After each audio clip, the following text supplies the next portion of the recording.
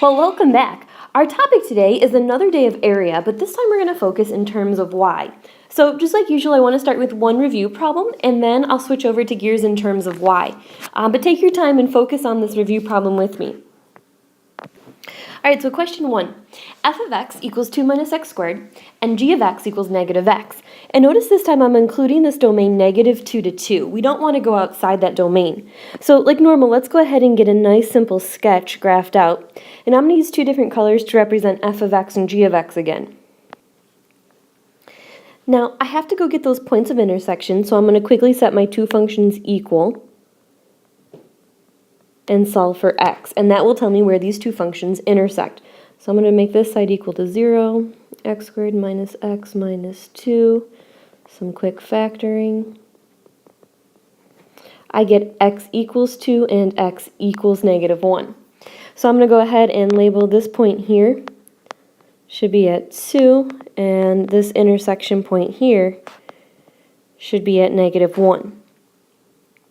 There's one thing I haven't included on here, and it's this bound here. I can only look between negative 2 and positive 2.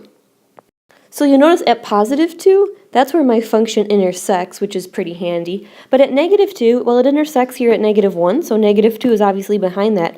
I'm going to draw in my vertical line here. Now, because of the way I sketched it, I'm going to have to fix my f of x. And I'm just going to bring this down further so they intersect there. Now, be real careful. I believe we have two different sections of area we have to shade in. The first section is in between these two purple dots, and the second section is bounded in here. Okay, and that's again because I'm going from negative 2 to positive 2, which are my blue lines here. Now, when I draw that vertical slice in, that rectangle, notice this part's on orange and this part's on green. And if I draw my vertical slice in here, this part's on the green and this part's on the orange. My upper and lower change. So again, that's telling me I need two separate integrals. All right, so I'm going to start with the one on my left here, this one that I'm circling. My left bound is going from, or lower bound, from negative 2, and they intersect at negative 1. And it's upper minus lower, so that's green minus orange.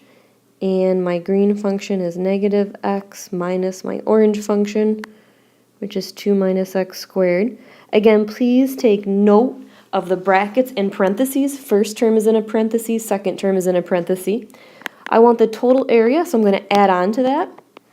And now I'm going to write the equation of this integral here. My upper is orange, my lower is green, so it's orange minus green. My bounds go from this point of intersection to this point. So I'm going to say add on negative 1 to positive 2. This time, it's the 2 minus x squared minus the negative x. And, oops, you'll quickly notice I missed my dx there, and I'm going to slap a dx on that one. And I'm not worried about the integrating. Hopefully that's the easy part. We just want to nail that setup. The integrating should be very natural to us. All right, so now let's go ahead and jump into today's lesson about area in terms of y. All right, so here are my two functions, x equals y and x equals y squared minus 4y. Now, this is different. Okay, it's not y equals x something. It's x equals y squared minus 4y. This means I'm going to graph this function differently. So this is something you may haven't, you definitely didn't see in Algebra 2, so you would have seen this in pre-calc if you did it. So we're just going to use some common sense here. The first function is pretty straightforward. Y equals x and x equals y are interchangeably the same thing. So I can easily get that line graphed. That's, of course, my x equals y. Now, to graph this second function, I'm just going to factor it. So I'm going to pull out a GCF of y, and I've got y minus 4, and set that equal to 0. So I've got y equals 0 and y equals 4. So instead of these being x-intercepts, basically they're y-intercepts. So on the y-axis, I'm going to plot 0 and 4.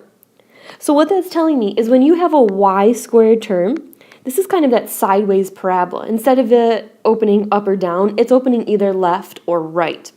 And the more points you plot, the easier it will be to see. But let's go ahead and make a note in our book there that y squared opens to the right. If it's negative y squared, it's going to open to the left. Just like a negative x squared opens upside down and a positive x squared opens right side up here. It's going to be very similar in terms of y. So I know that this function is going to open, because it's positive y squared, to the right. Okay, now quite a few things change here. I'm still going to shade in my area bounded between the two curves, so that's not going to change. But here's what does change. Let's go ahead and make a huge note in our book here. When we're talking in terms of y, we are going to have a horizontal rectangle instead of a vertical rectangle, or sometimes we'll call them slices. Okay? So instead of drawing this vertical up and down rectangle, we need to draw it on its side, left to right. So let's go ahead and draw that in, and we'll make two big dots on the end there. Okay, so again, horizontal this time. So instead of this function moving left and right, basically you can take this line and you can move it up and you can move it down. I could draw my slice down here, I could draw my slice up here, but in this case, hopefully you can visually see that you're going up and down instead of left and right. So here's the deal. You're still going to grab these points of intersection, so let's go ahead and make them bold. But this time, you don't want the x value, you want the y value. Alright, so make sure you're taking good notes off to the side here. We have horizontal rectangles, we're still getting the intersection points, but we want the y value instead. So just like we would in terms of x, we're just going to set the two functions equal, and we'll get the points where they intersect. So I'm going to have to scroll down here. So I'm going to set, I had the equation x equals y, and x equals y squared minus 4y. So again, I'm going to set those equal, bring this over. Factor, I can pull out my y, and I should get y equals 0 and y equals 5. So y equals 0 and y equals 5. I'm going to scroll back and I'm going to label these points here. This one's pretty obvious. It's 0, 0, and I want you to box in the y value. That is the one you're using. Now, this is something comma 5. And again, I know my y value is 5. I just solved for that. And if it's on this line, x equals y, well then the point, of course, is 5, 5. But again, box in the y value. That's the one we're using here. So I'm going to set my integral up from 0 to 5. That's why I've boxed those in. And another huge star we need to make in our notebook. I certainly can't say upper minus lower this time. So I need to say right minus left when I'm horizontal. Alright, so lots of new things today. Right minus left instead of upper minus lower. So my integral, we just said, goes from 0 to 5. I'll scroll back up real quickly. My right minus left. My right is on the blue, no matter which of these slices I were to use, so it's all going to be the same, minus my orange. So my right is x, my left is the y squared minus 4y. So I'm going to say this is y minus y squared minus 4y. Bracket that in. And now, don't throw a dx on there. Remember, this tells you what your function's in terms of, so make sure it says dy. And again, I'm not going to take my time evaluating. I would say we're pretty good at that. We're just going to focus on our setups today. So again, feel free to pause it, go back, rewind it, replay it, do what you have to do to get that down. Let's go ahead and try another one. All right, question 3. X equals 4 minus y squared, and x equals y minus 2. So again, these functions are x equals, but they're in terms of y. They have the letter y in them here. So I'm going to graph it in terms of y. So let's take this first one. Okay, and what you should be saying to yourself is you see a y squared. Okay, so this tells you sideways parabola, and the sign will just tell you how it's going to open. So it's a sideways parabola opening to the left. Okay, so in my head I'm saying sideways parabola opens to the left. And if I quickly factor it, I'll get the roots technically on the y-axis this time. So 2 minus y, 2 plus y equals plus and minus 2. So I should be crossing at positive 2 and negative 2. And just like we said, it opens to the side. Now, this shift is going to be similar. Normally you'd be thinking go up 4, Basically, this time we're going to the right 4. All right, x equals y minus 2. Well, you should be thinking to yourself, this is nothing fancy, it's just linear. And worst case scenario, just plug some numbers in. I'm going to plug different numbers into y. If I say y is 2, 2 minus 2 is 0. So this is really the point 0, comma 2. X equals, let's say, negative 1 minus 2. Therefore, x equals negative 3. So that's the point negative 3, comma negative 1.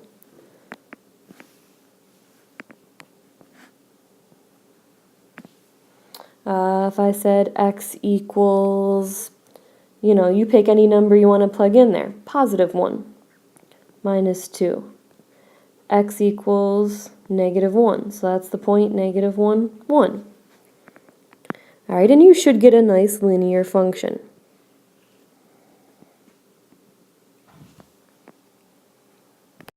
So I'm just going to quickly shade in between the two curves. Okay, so I'm shading between my red and green here. Because I'm in terms of y, you have got to be thinking horizontal slice. So I'm going to draw in a horizontal line. Quickly going to check, are my sides ever going to change? Is this side always on the red? I would say yes. Is this side always on the green? I would say yes. So I only need one integral. Again, I'm going to get where they intersect. So on the bottom here, I'm going to take my time and set my two functions equal. All right, so you can see, hopefully you've done the same work off to the side. I set my two functions equal, factored, and I get two y values. Now I'm going to go ahead and get the corresponding x values. And again, I'm just plugging them into one of the original equations. So if x equals y minus 2, when y is negative 3, I get x equals negative 5, so that point's negative 5, negative 3. Same idea, when y equals 2, it looks like x should be 0, so you should get 0, 2. And I'm going to go ahead and label those points on my picture. So negative 5, negative 3, negative 5, negative 3, and this point where they intersect should be 0, 2. And you should be doing the same thing. Now again, because I'm in terms of y, I want the y bound. So I'm going to put a big box around the y bound since we're going horizontally. I'm using the y values, up and down basically. If you picture this rectangle, it can move up or it can move down. So again, that's why I'm using my y values. So one quick integral and we should be good to go. So I'm going to integrate from negative 3 to 2. Okay, lower bound, upper bound. And again, because I'm horizontal, I'm saying right minus left. So negative 3 to 2, and it's my red curve minus my green curve. And my red curve was that parabola, 4 minus y squared, minus my green curve, which was y minus 2. And don't forget to slap on that dy. Make sure you're in terms of y. All right, last one of the night here. Take your time and make sure you can graph these on your own. Okay, if you're just copying all my work here, you're not getting as much out of it as you should be. So again, take some time, pause it, try figuring out where these graphs go, and sketch them on your own. And then I'll walk you through it in a few moments. All right, so I just plugged numbers into my linear if I'm ever stuck. When y is 0, I get x equals 1, so that's the point 1, 0. When y is 2, I get a value of 3, so that's the point 3, 2. And pretty much from there I know I'm linear, and I'm just going to connect my line. The second one here, again, this y squared should give it away. That tells me I open sideways. The negative tells me basically I open towards the negatives. Now the only little snafu with this one is if I factor, I'm not going to get nice roots. So just keep in mind, if it was a 4 here, your roots would be 2 and 2. If it's a 1, your roots would be 1 and 1. So you definitely know it's between 1 and 2 is what it comes down to. So I'm going to go ahead and sketch it in some place between 1 and 2. And again, this 3 should tell me I come back to the number 3. Once you've got that, you're in great shape. I'm going to lightly shade in my section here. And I'm going to draw that slice in horizontally. Okay. I'm going to make emphasis on my right, emphasis on my left. You'll quickly take notice that this will always be on blue, the right side. The left side will always be on red, so that's one simple integral. Take 2 moments, set the two equations equal to get the y coordinates. So you can see my work off to the side here. I set the two functions equal, factored to get their y values, and then for fun I got the x values. So I'm going to label those points here. So this should be the point 2, 1, and this intersection should be the point -1, -2. And then again, I'm just going to box in the y values since I'm in terms of y, I'm using those y bounds. So I'm going to integrate from -2 to 1. Remember, it's not upper minus lower, it's right minus left. So 3 minus y squared minus y plus 1, and don't forget your dy. Well, that should do it for tonight, and we look forward to seeing you in class tomorrow. So take your time with these, and have a great night.